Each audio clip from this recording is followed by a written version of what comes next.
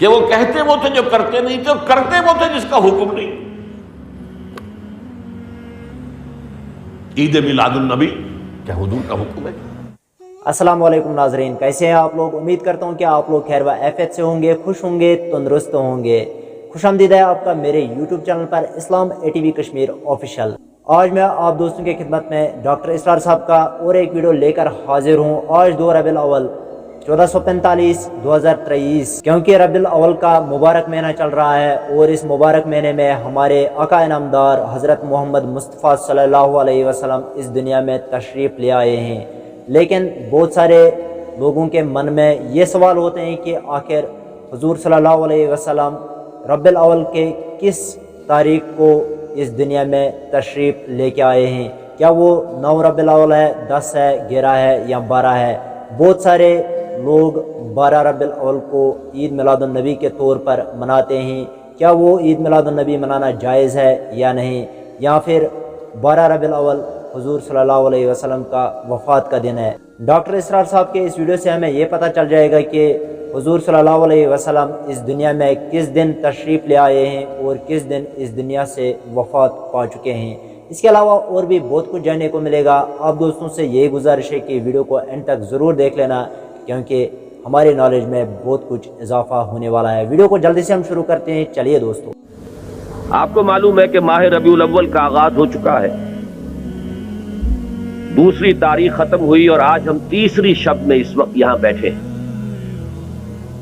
یہ ماہ مبارک حضور صلی اللہ علیہ وسلم کی سیرت مطہرہ سے ایک بڑا گہرا تعلق رکھتا ہے۔ حضور کی ولادت باسعادت بھی اسی ماہ مبارک میں ہوئی، اگرچہ تاریخ کے بارے میں اختلاف ہے۔ حضور کا انتقال بھی اس ماہ مبارک میں ہوا، اور وہ متفق علیہ تاریخ ہے 12 ربیع الاول اصل میں حضور کا یوم وفات ہے۔ اور اکثر محققین کی رائے یہ ہے کہ آپ کا یوم ولادت جو ہے وہ 9 ربیع الاول ہے۔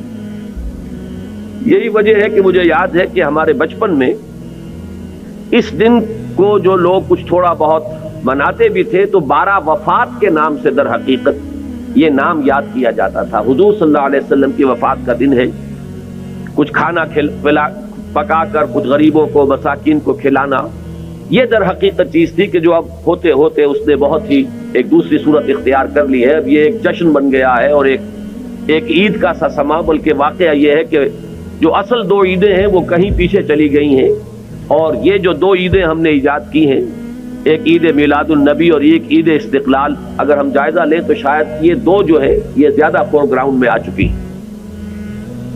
لیکن یہ کہ جہاں تک آپ کی ولادت اور آپ کے وفات کا اس ماہ مبارک میں ہونا ہے وہ ثابت ہے۔ مزید برآں حضور کا ورود مدینہ منورہ میں بھی ماہ ربیع الاول میں ہوا ہے۔ اس پہلو سے اگر اس ماہ مبارک میں ہم سیرت النبی کے مطالعے کا ایک خاص موضوع رکھیں، کسی تاریخ کے تعین کے بغیر اس مہینے کی مناسبت سے سیرت مطہرہ پر گفتگویں ہوں، غور و فکر ہو، اور اس میں بھی عملی پہلو سامنے ہو، اتباع کا جذبہ ہو، سمجھنا سمجھانا اس لیے ہو کہ اس پر عمل کرنا ہے، تو یقیناً یہ چیز ہمارے لیے بہت مفید ہوگی اور ہمارے بہت سے امراض کا شاید اس سے مداوع ہو سکے۔ یاخذون بسنتہ ویقتدون بامرہ ثم انہا تخلف من بعدہم خلوف۔ پھر ہمیشہ یہ ہوتا، ہر نبی کا جاننے والوں میں، پہچاننے والوں میں، ماننے والوں میں ہوا ہے، امت محمد بھی مستثنیٰ نہیں ہے۔ یقولون ما لا یفعلون ویفعلون ما لا یؤمرون۔ یہاں نوٹ کیجئے کہ وہ کہتے وہ تھے جو کرتے نہیں تھے، اور کرتے وہ تھے جس کا حکم نہیں۔ عید میلاد النبی کیا حضور کا حکم ہے؟ کیا اس کا کوئی ثبوت صحابہ سے ہے؟ کیا ہم صحابہ کے مقابلے میں حضور سے زیادہ محبت کرتے ہیں؟ لیکن تھا کہ معاملہ ما لا یؤمرون، جس چیز کا حکم ہوا نہیں اس پر عمل ہو رہا۔ یہ ہے در حقیقت رسم پرستی، اور رسم کے اندر پھر اضافہ ہوتے چلا جاتا، اس پر ردے پر چڑھتے چلے جانا جو ہے، یہ دوسرا سبب ہے۔ اور اس کا ایک نتیجہ جو نکلتا ہے وہ اسی پر بات ختم کروں گا۔ اگرچہ ایک اور حدیث جو ہے اس موضوع پر بہت اہم ہے.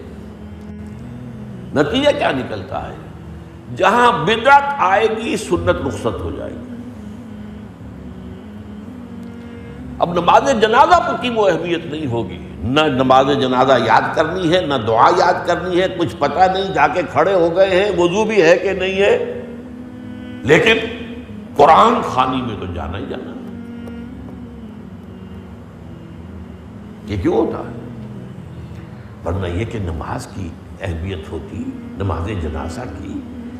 آپ اگرچہ عربی نہیں آتی لیکن ترجمہ تو اس دعا کا یاد کر لینا کوئی مشکل کام نہیں ہے، تاکہ کھڑے ہوں دل سے دعا مانگے. تو جہاں بدعت آئے گی وہاں سنت جو ہے اس کی حیثیت کم ہو جائے گی، اس کا استخفاف ہوگا یا غائب ہو جائے گا.